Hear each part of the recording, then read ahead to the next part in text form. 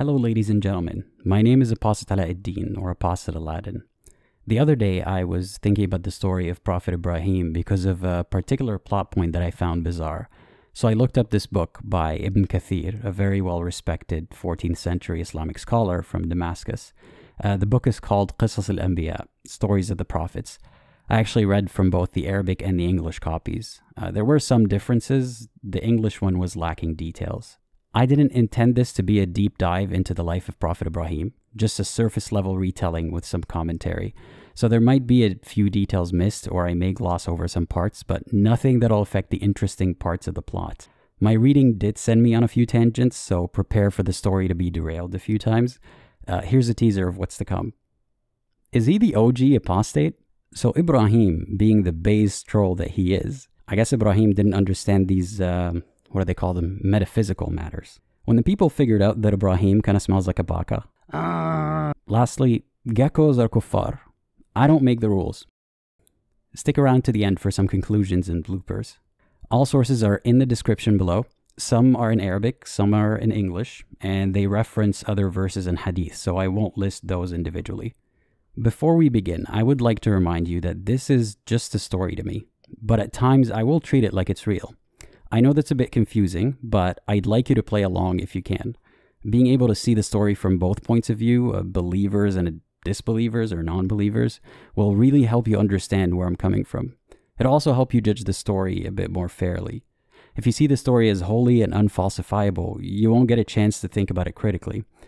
And to be absolutely clear for the debate-hungry believers out there, this is not an argument to disprove Islam. This is me talking about a story because it's really interesting and bizarre. Islam was never proven to begin with for me to disprove it, so please go pick that fight with someone else. With that out of the way, let's begin. Ibrahim was born into a family of idol worshippers. Idols meaning statues of gods. In fact, Ibrahim's father, Azar, actually made the idols himself. Hold up, here's the first tangent. It seems like nobody's actually 100% sure what Ibrahim's father's name really is. Ibn Kathir says that Jumhur Ahl al-Nasab, meaning most scholars of genealogy, say that his name is Terah. Jewish sources say his name is Terach, which is pretty close. But the issue is that this verse in Surah Al-An'am mentions the name Azar. So does this hadith in Sahih al-Bukhari. So how is this mismatch resolved? Some scholars, like At-Tabari, say that he might have had two names. Perhaps one is a laqab, a nickname. Some say Azar is a mutation of the original name. The resolution seems easy. Just take whatever the Quran says and dismiss the rest, right? Okay, but there are scholars who say that Azar mentioned in the Quran is the name of an idol the father worshipped. Though that doesn't really seem likely to me because of how the sentence is structured. See, that's the downside of the Quran's vagueness and scarcity of context. It's all up in the air. That's why the scholars often write اختلف العلماء, meaning the scholars have disagreed, and they follow it with الله أعلم at the end of each answer, meaning God knows best. Because sometimes the clear message isn't so clear after all. In one source, the scholar giving the answer says, keep in mind that the disagreement about the name is not part of the core faith or doctrine, so there's no issue that many Sahaba and scholars of tafsir disagree on the name. Okay, if you say so. Back to the story. Since his youth, Ibrahim never understood why his people worshipped idols. As the English translation of Ibn Kathir's book puts it, since his childhood, his heart had been full of hatred for these idols. Weird how ex-Muslims are accused and demonized for hating Islam, but the prophets are praised when they behave that way towards other religions. But it gets even better. Ibrahim was so puzzled by why they would worship idols that can't eat, talk, or even prop themselves up if they're laid on the floor. His father wanted him to not only respect these gods, but someday preach that the people worship them. But Ibrahim, the rebel that he is, was amused at first, and then confused. I can relate to that. And then angry at how the people cried and prayed to statues. He never stopped displaying his hatred for these idols. Not just his objection to worshipping them, but vocal hatred. He would advise his father to worship the one true God. He'd repeatedly warn him about the torture of the afterlife, and eventually his interactions with his father and the rest of his people became more and more hostile. His father even said he'll stone him if he doesn't stop. I mean, I think getting stoned together and talking it out would be more productive, but what do I know? I'm not a father or a stoner. I'm not pointing fingers at Ibrahim saying he started making it hostile, but can you blame his people for being sick of his antics? He used to not only respectfully critique religion, but openly insult and mock the gods and tell the people that they're his enemies and the real God's enemies. I mean, Muslims today think that it's fair to punish someone who speaks ill about the religion. Those are the enemies of Islam, or at least some of them. So if we want to be consistent, Ibrahim's people were well within their rights to punish Ibrahim, right? He was the enemy of idol worshipping. If you just take into account Ibrahim's rationale behind why he won't worship the idols, he's kind of based. He doesn't care that everyone around him and generations before him believed this stuff. It is absurd to pray to an entity that doesn't react or respond. And it's pretty admirable that he stood up for what he believed in, and he even blasphemed, standing tall in the face of death threats. This Ibrahim dude sounds kind of cool so far. Is he the OG apostate? But his arguments or debates, as the scholars put it, with his people were pretty silly if you ask me. For example, he argues that the gods weren't real because the statues can't fend for themselves, but neither can the Kaaba. You know the Kaaba, the house of God that Ibrahim will build later on in the story? It is the holiest site in Islam. In 1979, Al-Masjid al-Haram in Mecca was taken over by insurgents. For 2 weeks, innocent civilians were held hostage by these militants, and many were injured or even killed. Allah did nothing to protect his followers in his own house. Even the Kaaba itself was destroyed and rebuilt multiple times over the centuries. One time, the black stone in the corner of the Kaaba was stolen for 20 years before it was returned, and who knows if it's the same stone. The point is, Allah only seems to flex his power in fictional events that cannot be verified, like in Surah Al-Fil. The Abyssinians wanted to destroy the Kaaba, and their governor Abraha explicitly said that he doesn't want to hurt anyone, just destroy the Kaaba. So what does Allah do, allegedly? He sent birds holding hot pebbles in their mouths and their claws, and bombarded the army riding elephants, dropping pebbles like bomber jets on them. Which is ironic, because in 1979, actual military technology had to be used to end the hostage situation at the Kaaba, where people were hurt and killed. But Allah doesn't care about his worshippers, just the Kaaba. Sometimes. Anyway, another so-called argument of Ibrahim's is that Allah feeds and provides for him, he heals him when he's sick, created him and will revive him, and so on. Okay, those are unprovable and unfalsifiable claims. I would have retorted with, no, my gods do that. It seems so convenient that the prophets were always debating idiots. It's kind of a recurring theme. And did he not understand that the worshippers didn't think that the physical statues were actually gods? Just like the Kaaba isn't actually where God lives. I guess Ibrahim didn't understand these, what do they call them, metaphysical matters. It would make more sense if his issue was with polytheism, not the concept of idols itself. Here's another example of his poor logic. Going back to the beginning, he tried to figure out what God is.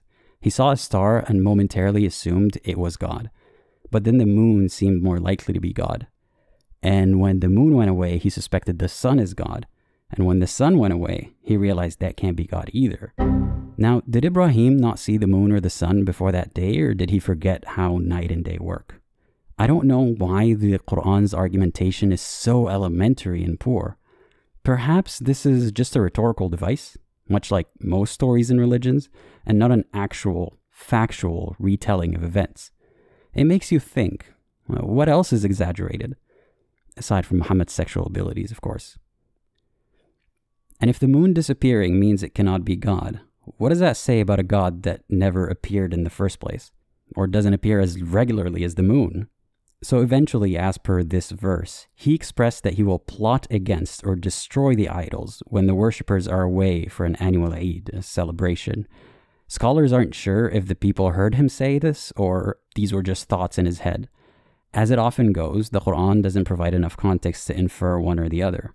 So he beats the idols, as this verse says, فَرَاغَ عَلَيْهِمْ ضَرْبًا بِالْيَمِينِ. Now, where did I hear this word before? ضرب. Sounds familiar. Ibrahim used an axe to destroy all but the biggest idol. As the English translation of Ibn Kathir's book puts it, after this, his anger subsides, and he felt at peace. He left the temple. He had fulfilled his vow to show his people a practical proof of their foolishness in worshipping something other than Allah. So instead of going to therapy, he destroys everything in a temple. Why would Muslims excuse someone throwing a tantrum and destroying religious symbols? Does that sound like the religious freedom and respect they demand we give them today? Because that sounds way worse than drawing the Prophet. I am already exhausted from being told it's pathetic how angry I am and how I must hate the Prophet so much. Citation needed. How immature of me.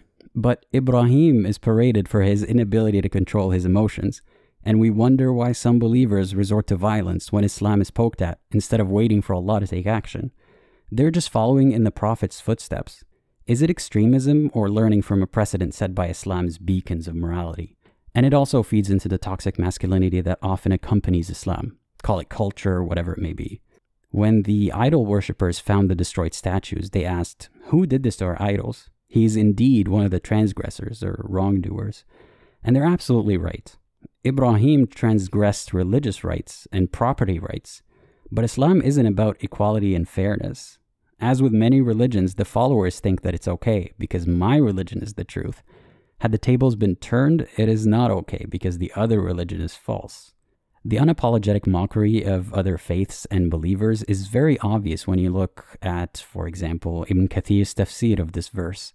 The context is when they returned and saw what Ibrahim had done to their idols, the insult, mockery, and humiliation that demonstrate the idols aren't gods, and demonstrate the silliness of the minds of their worshippers. I don't go around calling believers stupid, not that I'd want to anyway, but if I did, that would be bigoted and I'd be called hateful. Can we all play by the same rules, please? Now, I'm not saying that you should be a jerk to all Muslims or that you should smash anyone's property. The only thing you should be smashing right now is the like button. Subscribe and turn on notifications too, thanks. So Ibrahim, being the base troll that he is, he put the axe around the neck of the one remaining idol. When he was asked what happened, he smiled and pointed at the idol, saying, "Why don't you ask him? He must have done it." The scholars tout this as some kind of mic drop moment, like Kathir destroyed with facts and logic.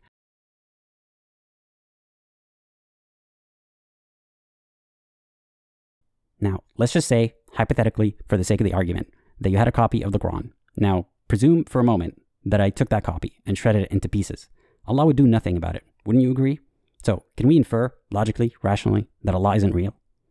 But if you were to reflect a fraction of that attitude towards Islamic authorities, you'd be executed for disrespecting the religion. Heck, that could happen to a non-Muslim in France. That did happen to a non-Muslim in France for displaying an image of the Prophet for educational purposes. R.I.P. Samuel Paty. No one's going to take your destruction of religious symbols as proof that Islam isn't from God. So for humanity's sake, Muslims, please be consistent. If you wanted any proof that these kuffar are simply exaggerated, idiotic characters in a story, according to this verse, when Ibrahim denied doing it, they started blaming each other at first rather than the smug suspect. How stupid are these people? They're like NPCs in a video game that only talk in certain ways to further the story. I made a TikTok similar to that right here.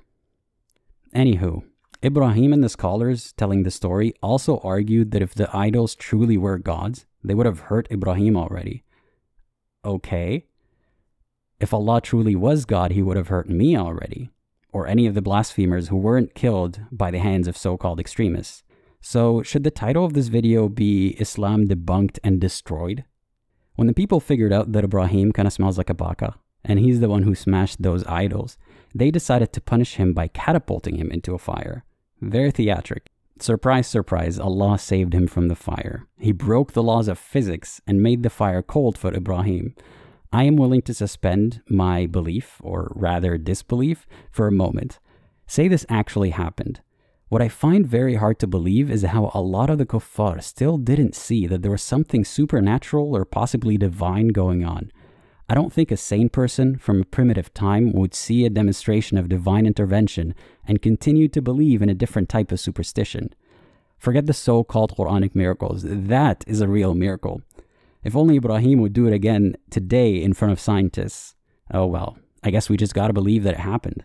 I know, I wasn't there, so I can't say definitively that such simple-minded, stubborn kuffar never existed.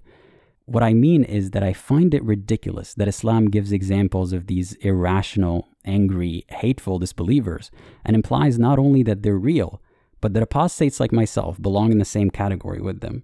The people who lived with literal prophets, saw miracles, know Allah exists, but wanted to give him the finger anyway, for the plot.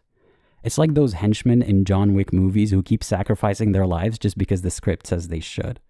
How come Allah manages to meddle with life on earth to heroically save a lot of his prophets, but suddenly ghosted us with Muhammad's death, when now would be the best time for miracles? Wait, hold on. Before I move on from the fire, there's some funny narrations about how the fire was put out. Apparently the god of rain, sorry, I mean the angel of rain. Sounds like polytheism, but okay. The angel of rain was on standby to put out the fire, but God's command to the fire to be cool was quick enough to save the day. Also, while Ibrahim was in the air about to fall in the fire, Jibreel asked him if he needs anything, and Ibrahim replied, "No, not from you." "Hey, I'm going to the 7-Eleven, you want anything?" "Nah, I'm good, thanks, man." But wait, there's more. This is the cherry on top. According to narrations by Aisha, Muhammad's wife, while the fire was burning, all the animals were trying to put it out except the gecko. He was blowing fire onto Ibrahim, and that's why Muhammad commanded us to kill geckos. We get extra good deeds for doing that. Look it up. Muhammad has a vendetta against them. I guess he's mad that he didn't save money on home and car insurance. Since Allah created animals knowing how they're going to behave, doesn't that mean that this animal was doomed from the gecko? Why isn't this hilarious stuff in the English version? It is conveniently missing, probably because the sheikhs don't want the scrutiny that would come from the English-speaking secular world, where people wouldn't get punished for making jokes about it. I mean, they still do, but it could be worse. See, this is what I mean when I say Muslims who don't understand Arabic often have no idea how absurd these stories can be. Even many Arabic speakers don't know about this stuff. Don't close the video just yet. There's a lot more to this story I haven't gotten into, but I know that you probably don't have the attention span for it, so let's make this a 2-part series. And maybe I'll start a series called The Stories of the Prophets or something. Who knows? Allahu A'lem. So stay tuned to find out what happens to our hero now that he's resolved his anger issues with gods. Here are some of my conclusions so far. Prophet Ibrahim had issues. If you think I am disrespectful and hateful, think again. I don't go around calling people stupid, but Ibrahim did. I don't go to people's faces and tell them they're my enemies for worshipping a false god, or repeatedly tell them they're gonna burn in hell, but Ibrahim did. I definitely don't destroy anyone else's property, let alone religious symbols that they own, but Ibrahim did. I don't have fits of rage or hold hate towards religious characters or inanimate objects, but Ibrahim did. Islam's sources of morality are actually subjective as hell and pretty poor. I mean, remind me again, what are the morals we're learning from him? I'm sure the idol worshippers don't think Ibrahim acted morally. And I'm sure Muslims wouldn't think it's moral for a Hindu, for example, to destroy a mosque, even if the Hindu thought that one of his gods would bless him for it. I do admire a few things about Prophet Ibrahim. I can kind of relate to him, sort of. Like not following a religion just because it made sense to your ancestors, or standing up for what you believe in and blaspheming, even when the believers around you can be hostile or violent, or requiring God to demonstrate his powers so you'd have strong faith. But obviously, you shouldn't be as ill-mannered as him, and don't smash anyone's property. Just a like button. Many religions and whoever peddles them deserve no respect, because inherently they discriminate against other religions and they give themselves a pass for it. While personal interpretations will differ, Islam at its core, based on the Quran itself, was never about being on equal footing with disbelievers or respecting those of other faiths, except when it was beneficial for Muhammad and his cause. I don't see a way for apologists to spin this story, but I'm sure they will try. However, that does not mean that you should behave towards Muslims the way that many of them behave towards you if you're an ex-Muslim. You also shouldn't emulate how Prophet Ibrahim acted with his people. Follow your moral compass and be better than the prophets. Prove the believers wrong. Lastly, geckos are kuffar. I don't make the rules, Muhammad does. If you follow my approach in digesting these stories, you might actually find some of them interesting or entertaining. And my approach, simply put, is to think critically. Think for yourself.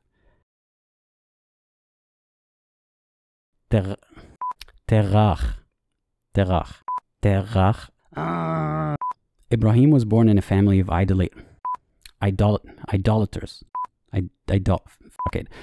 Idol worshippers. Please subscribe for more and or watch one of these videos. You can go now.